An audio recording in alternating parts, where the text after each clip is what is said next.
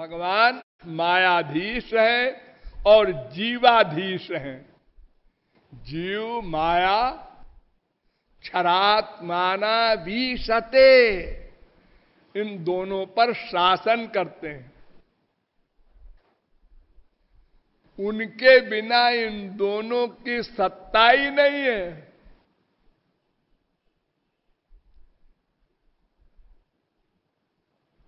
अरे माया तो जड़ है, जीव चेतन है, फिर भी चेतनश्चेतना नाम एको बहूनाम जो विदधाति कामान।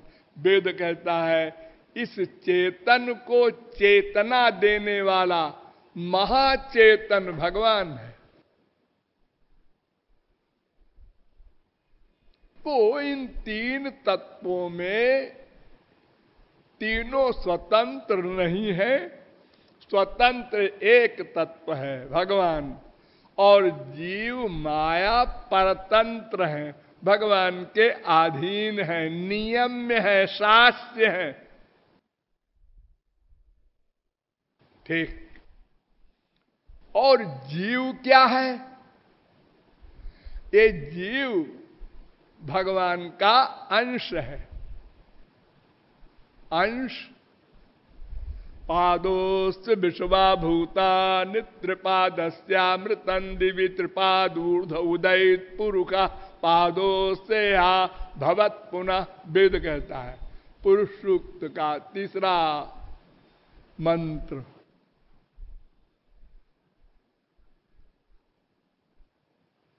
स्वकृत पुरे स्वमी स्वबहिरंतर संवरणम तव पुरुषम बदंत्यखिल शक्ति धृतोंश कृतम। वेद स्तुति करता है भागवत में कि ये जीव भगवान का अंश है। वेद व्यास ने वेदांत की रचना की तो उन्होंने एक सूत्र बना दिया, अंशो नाना व्यपदेशात। ये जीव भगवान का अंश है। दूसरे अध्याय के तीसरे पाद का 43वां सूत्र। और गीता तो आप पढ़ते ही हैं, जानते ही होंगे। ममैवांशो जीवलोके जीवभूत सनातन सनातन अंशः। ये जीव मेरा सनातन अंश है। ये न सोचना एक दिन मुझसे पैदा हुआ, ऐसा नहीं है। सनातन अंश है। 15वें अध्याय का 7वां श्लोक। इसको शक्ति भी कहते हैं। भगवान शक्तिमान है और उसकी दो शक्ति हैं, एक जीव एक माया। भूमिरापो नलो वायु खम मनो बुद्धिरेव च अहंकार इतीयम में भिन्ना प्रकृतिरष्टधा परेजम तस्वन्याम प्रकृतिम विद्धि में पराम जीवभूताम महाबाहो येदम धार्यते जगत। गीता। एक पराशक्ति है जीव, एक अपराशक्ति है माया। तो भगवान की ये दोनों शक्तियां हैं, भगवान के अंडर में है। और जीव भगवान का अंश है, चेतन है, अणु है, कर्ता है, विज्ञान स्वरूप भी है, विज्ञाता भी है, और माया जड़ है।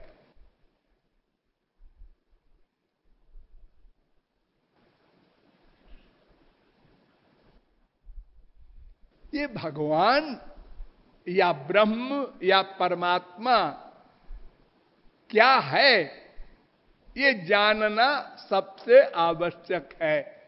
तमेव विदित्वात् मृत्युमेत नान्य पंथा विद्यते जनाय। उसको जानकर ही कोई अपने लक्ष्य को पा सकता है। ही लगा है, ही वेद मंत्र में। तमेव, उसको ही जानकर, नान्य पंथा, और कोई मार्ग नहीं। श्वेताश्वतरोपनिषद 3 अध्याय का 8वां मंत्र।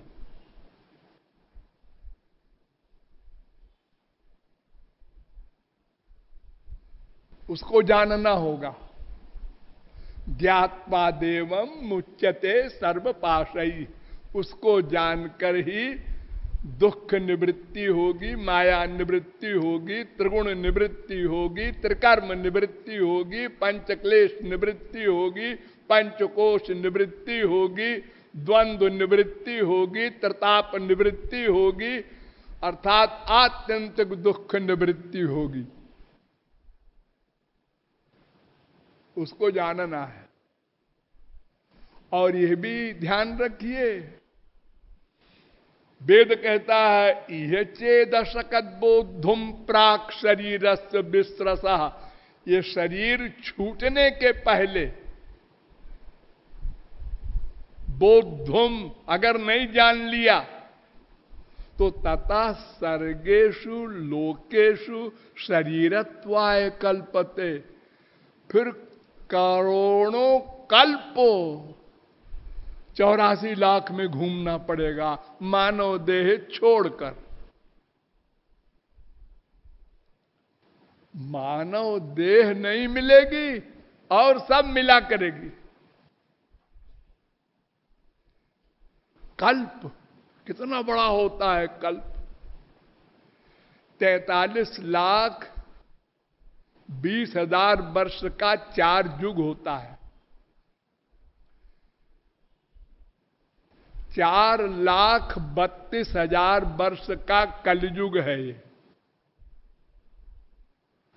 1200 दिव्य वर्ष का,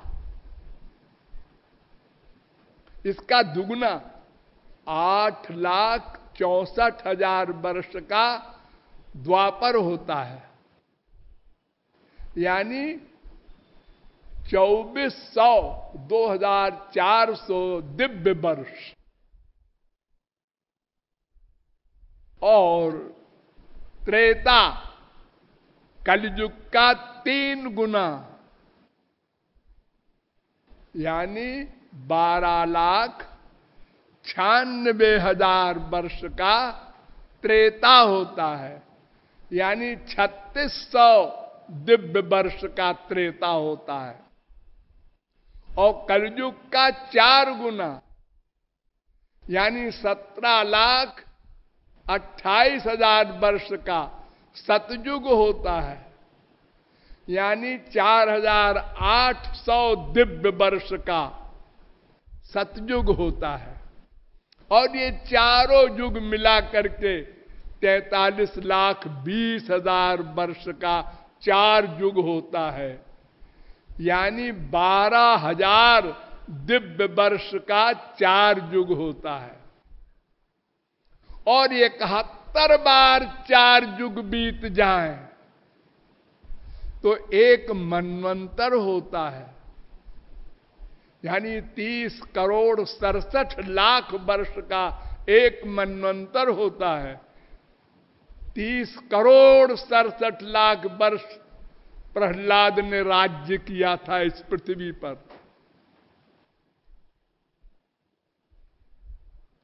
और 14 मनवंतर बीत जाए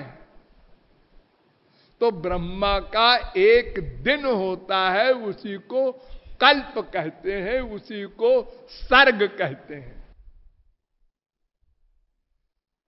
4,29,40,80,000 वर्ष का ब्रह्मा का एक दिन होता है, यानी कल्प।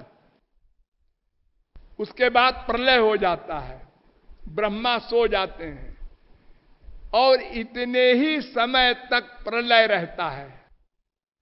फिर ब्रह्मा उठते हैं, तब उनका दूसरा दिन शुरू होता है,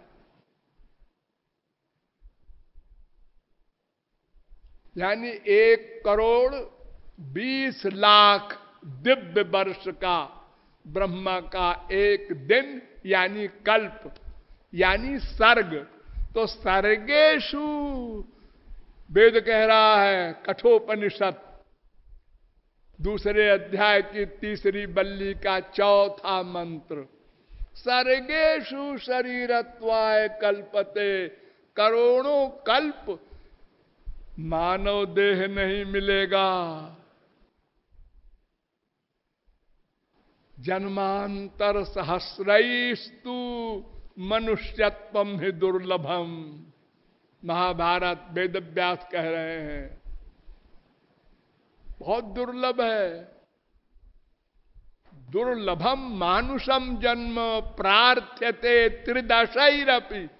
देवता लोग प्रार्थना करते हैं भगवान से मानव देह मिल जाए।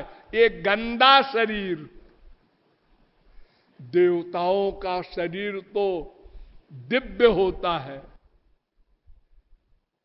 उसमें कोई गंदगी नहीं होती, मल मूत्र नहीं होता, उनको भूख प्यास नहीं लगती, उनके शरीर से खुशबू निकलती है, उनकी आंख में पलक नहीं भंजती, उनका पैर जमीन पर नहीं टिकता, आकाश में ही उठा रहता है। बड़ी बड़ी बातें हैं स्वर्ग में। वे चाहते हैं गंदा शरीर मनुष्य का। हाँ, क्यों? न मानुषम बिनान्यत्रो तत्व ज्ञानंतु लभ्यते। गरुड़ पुराण कहता है कि तत्व ज्ञान जो है वो मनुष्य शरीर में ही हो सकता है और किसी शरीर में नहीं। बड़ी बुद्धि वाले देवता होते हैं, बड़ी पावर वाले होते हैं, लेकिन पुरुषार्थ नहीं कर सकते, साधना नहीं कर सकते, कुछ कमा नहीं सकते, खाली गमाते हैं। जो कमाया है मानव देह में उसी का फल भोगते हैं, वो भोग योनि है।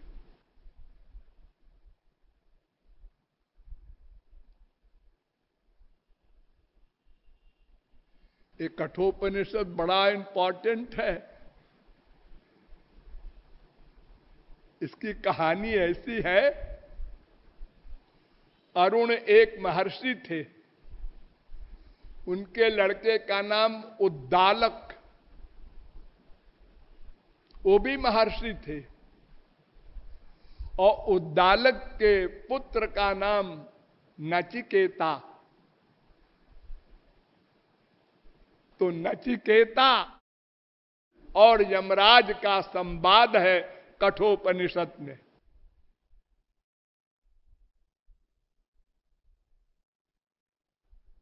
नचिकेता ने पूछा मनुष्य का लक्ष्य क्या है और कैसे मिलेगा? तो यमराज ने पट्टी पढ़ाया कि मनुष्य का लक्ष्य है सुख मिलना, सुख आनंद। तो नचिकेता ने कहा बिल्कुल ठीक कहा आपने, हम भी आनंद चाहते हैं। हाँ तो बेटा आनंद चाहते हो ना? हाँ तो स्वर्ग में बड़ा आनंद है। हाँ स्वर्ग में बहुत सुख है।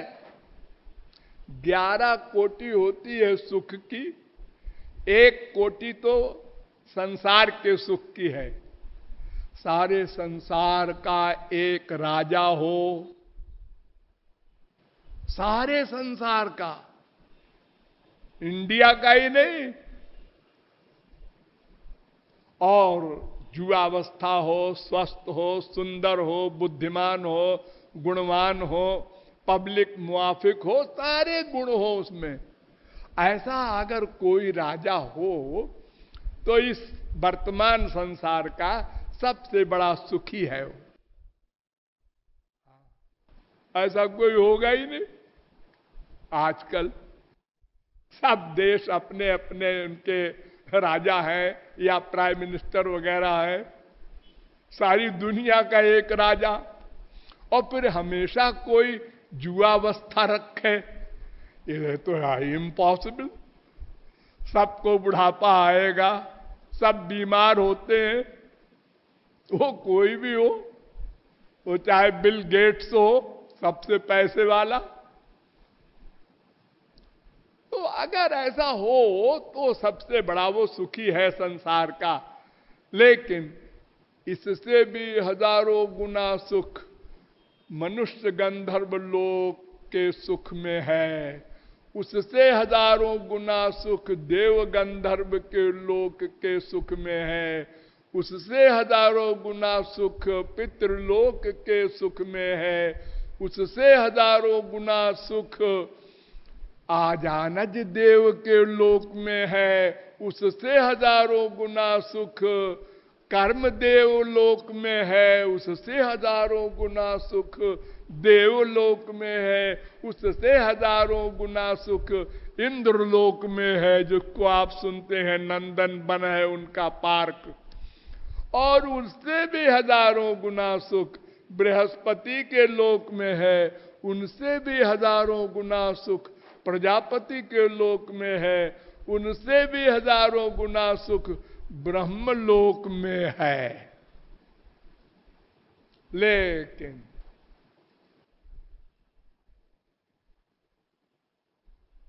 ये सारे सुख मटेरियल हैं, माइक हैं, प्राकृत हैं, इंद्रियों के हैं, शारीरिक हैं, भौतिक हैं, यानी लिमिटेड हैं नंबर 1, और एक दिन समाप्त हो जाएंगे नंबर 2। एक एक पॉइंट पर ध्यान रखो। सीमित है, यानी इससे बड़ा भी सुख होता है। सीमित सुख है इन सब लोकों में, और वो जो है भी वो एक दिन छिन जाएगा। तो ऐसे सुख का प्रलोभन दिया यमराज ने नचिकेता को।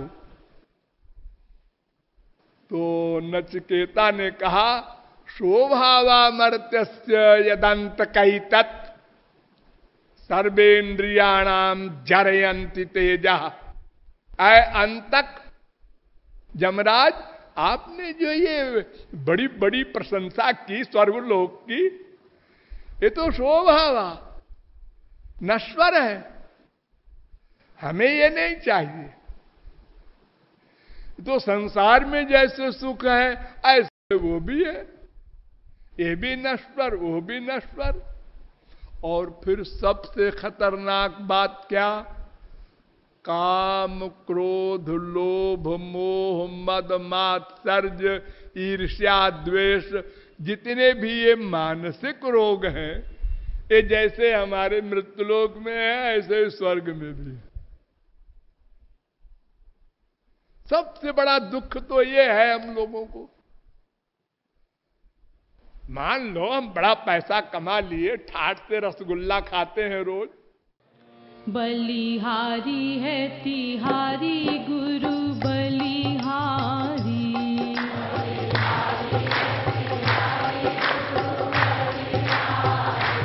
बलिहारी है तिहारी गुरु बलिहारी।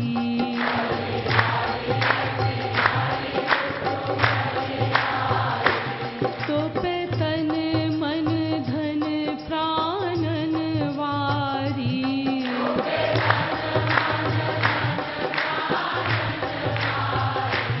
तो पे तन मन धन प्राणन वारी।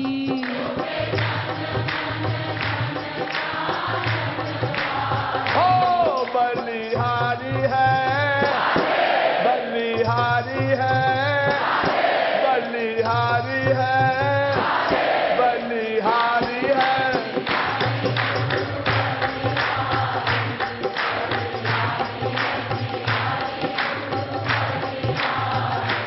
तू तो है एक रूप ब्रह्म बनवारी,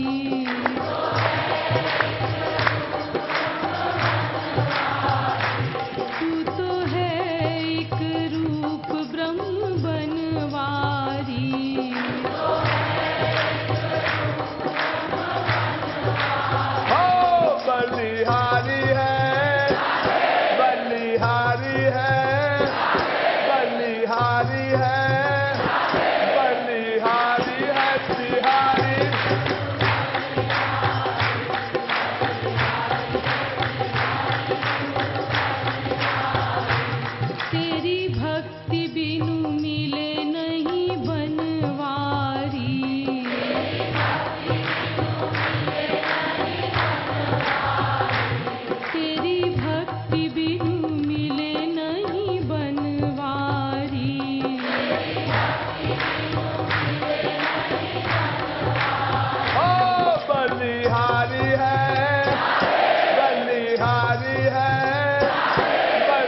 बिहारी है, बलिहारी है बिहारी।